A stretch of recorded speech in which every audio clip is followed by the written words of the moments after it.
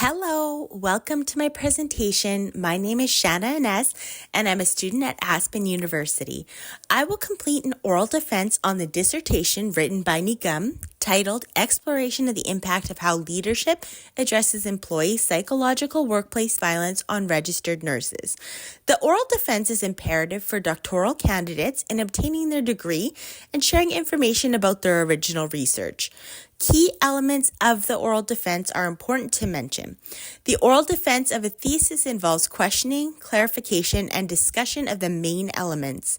Throughout this oral defense, the readings of the dissertation course will be connected. In Nigam's study, registered nurses reported frequent exposure to psychological workplace violence, including verbal abuse, intimidation, and humiliation. Many nurses described feeling unsupported by leadership, which exacerbated their stress and job satisfaction. The study highlights a pressing need for leadership to adopt proactive measures to address these challenges. Robertson Hyatt stressed the importance of presenting the research relevance clearly during the dissertation defense.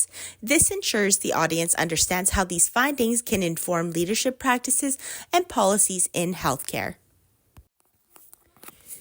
Nigam found that psychological workplace violence leads to significant emotional distress, burnout, and increased turnover among nurses.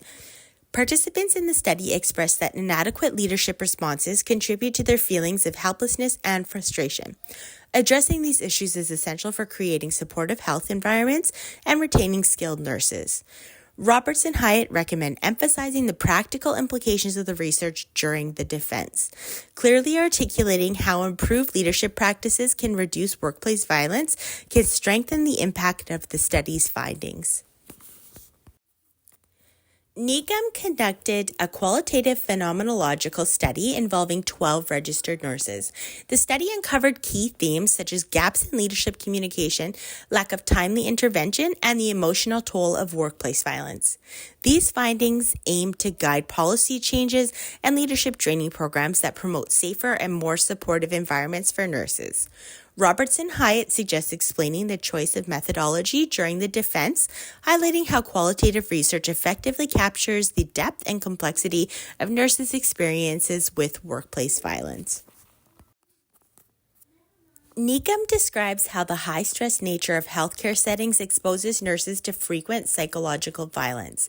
This violence often manifests as verbal abuse from patients, peers, or supervisors. Many nurses reported that leadership failure to address these incidents left them feeling vulnerable and unsupported, which compromised their mental health and job satisfaction. Robertson Hyatt emphasized the importance of presenting the background of the study clearly during the defense. Providing a detailed context helps the committee appreciate the significance and urgency of the research problem. Nigam found that psychological violence contributes to nurse burnout, decreased morale, and high turnover rates. Nurses in the study expressed that leadership's lack of intervention and support intensified these negative outcomes. Effective leadership is necessary to implement supportive policies and create a culture of safety and respect in healthcare settings.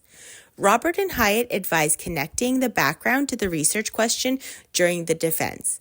This helps the committee understand how the study addresses real-world issues faced by nurses and healthcare organizations. Nigam identifies a critical gap in leadership responses to psychological workplace violence. Despite the detrimental effects on nurses' mental health and job satisfaction, leadership interventions are often inadequate or absent. This lack of support leads to increased stress, burnout, and turnover, undermining the stability of the healthcare workforce. Robertson Hyatt recommend clearly articulating the problem statement during the defense. This helps the committee grasp the urgency of the research and sets the stage for discussing the study's contributions and implications. The purpose of the study is to explore how leadership addresses psychological workplace violence faced by registered nurses. The research focuses on understanding nurses' perceptions of leadership support and identifying gaps in current leadership practices that contribute to stress, burnout, and turnover. By highlighting these gaps, the study aims to provide valuable insights that can inform leadership training programs, policy development, and intervention strategies. During the defense, it's crucial to articulate this purpose. According to Roberts and Hyatt, the purpose statement should convey the study's central aim and its potential contributions to the field. This helps the committee appreciate the relevance and impact of the research on improving workplace safety and nursing well-being. The purpose of the study is to explore how leadership addresses psychological workplace violence faced by registered nurses.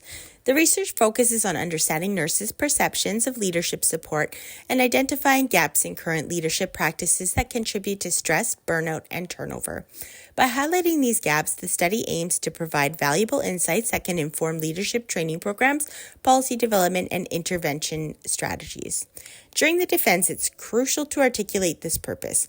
According to Roberts and Hyatt, the purpose statement should convey the study's central aim and its potential contributions to the field.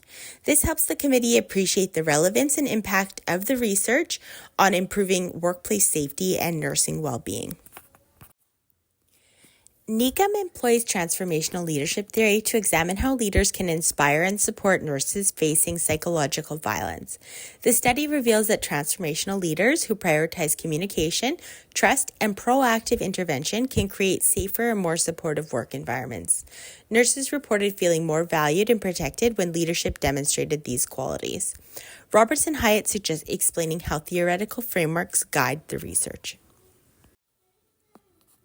Using Maslow's hierarchy of needs, NECUM explains that nurses' basic needs for safety is compromised when they experience psychological workplace violence. Participants reported that leadership's failure to address these safety concerns led to stress, anxiety, and dissatisfaction. Meeting these safety needs through effective leadership is crucial for achieving higher levels of job satisfaction and performance. Roberts and Hyatt recommend discussing how theoretical frameworks support the study's conclusion. This helps the committee see how Maslow's theory underpins the need for leadership practices that prioritize nurses' safety. NECUM uses organizational justice theory to explore how perceptions of fairness in leadership practices impact nurses' job satisfaction.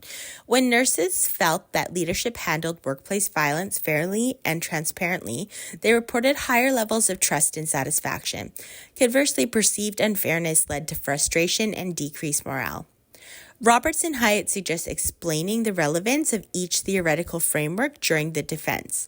This approach helps demonstrate how organizational justice theory supports the study's findings on the importance of fair and transparent leadership practices.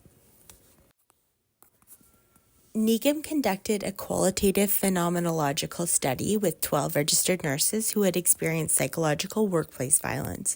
Semi-structured interviews allowed participants to share their detailed experiences. The data was transcribed and analyzed using line-by-line coding to identify recurring themes related to leadership support and workplace safety. Roberts and Hyatt advised being prepared to justify the choice of qualitative methods during the defense, clearly explaining how phenomenology captures the depth of nurses' experiences will help the committee understand the study's methodological rigor.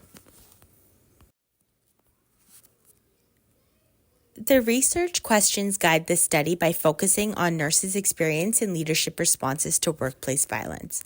Roberts and Hyatt emphasize the importance of clearly articulating research questions during the oral defense, ensuring that the committee understands their relevance and alignment with the study's objectives. In this research study, the research questions were: what is the impact of psychological workplace violence on registered nurses?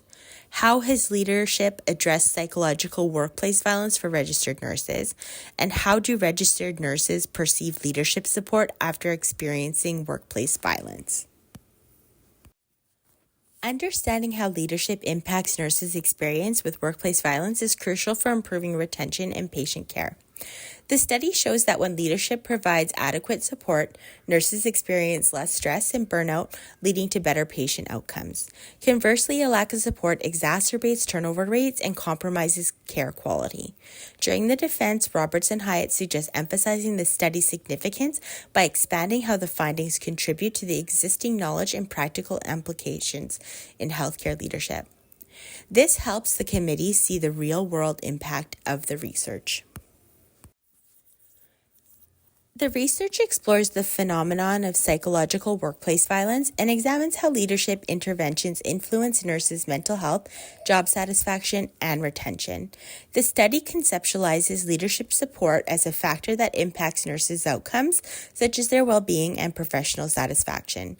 The focus is on understanding how experiences of verbal abuse, intimidation, and humiliation are shaped by leadership responses. Roberts and Hyatt recommend being prepared to define and justify these key concepts during the defense. Clearly explaining how leadership practices relate to the nurse's experience help demonstrate the importance of these relationships to the study's findings and conclusion, reinforcing their relevance to nursing practice. The study's population consists of registered nurses who have experienced psychological workplace violence. The sample includes 12 nurses from Seattle area hospitals selected using purposeful sampling to ensure their experiences were directly relevant to the research question. Participants had a minimum of 2 years' experience and reported first-hand encounters with workplace violence. Roberts and Hyatt suggest clearly explaining the rationale behind the sampling method during the defense. Justifying the use of purposeful sampling helps the committee understand how this approach ensured the collection of rich and meaningful data for the study. Semi-structured interviews were the primary instrument used to gather data on nurses' experiences with psychological workplace violence. The interview guide included open-ended questions designed to explore nurses' perceptions of leadership support and the emotional impact of workplace violence. Data sources indicated verbatim interview transcripts, field notes documenting nonverbal cues, and participant feedback. Roberts and Hyatt recommend explaining how the interview guide was developed and justifying the use of multiple data sources during the defense. This approach enhances the study's credibility and ensures comprehensive data collection. Participants were recruited through purposeful sampling to ensure relevant experiences.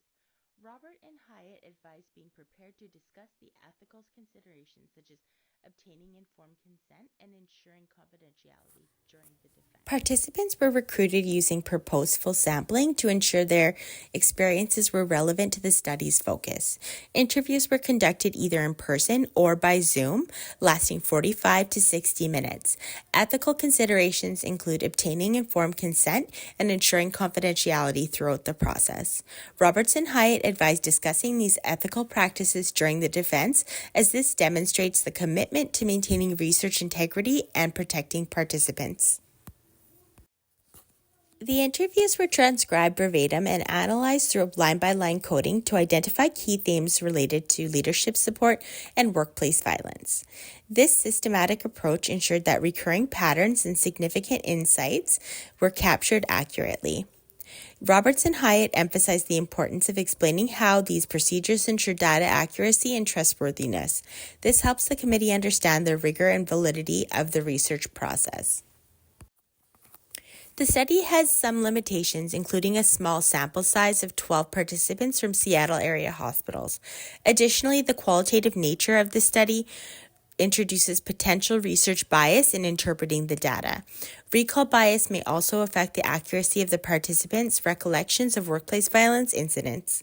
During the defense, Robert and Hyatt suggest acknowledging these limitations transparently and discussing how they were mitigated to maintain the study's integrity.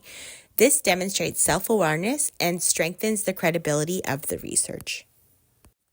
The study uses a qualitative phenomenological approach to explore the lived experiences of nurses facing psychological workplace violence. This design was chosen to provide a deep understanding of the personal and emotional impacts of workplace violence, which quantitative methods might not capture effectively. Semi-structured interviews allowed participants to share detailed narratives, offering rich data for analysis. Roberts and Hyatt recommend explaining during the defense why this approach was suitable for answering the research questions, clarifying how phenomenology contributes to understanding complex phenomena, strengthens the rationale behind the methodology. The study explores nurses' experience with psychological workplace violence and identifies critical gaps in leadership support. The findings highlight how inadequate leadership responses contribute to stress, burnout, and high turnover rates among nurses. Effective leadership interventions, such as improved communication and support systems, are essential for creating a safer work environment and improving nurse retention. Roberts and Hyatt advised summarizing these findings clearly during the defense, emphasizing how they contribute to enhancing workplace policies and leadership practices. This ensures the committee understands the practical relevance and impact of the research. The IRB application included a detailed recruitment strategy, site permission, and informed consent forms.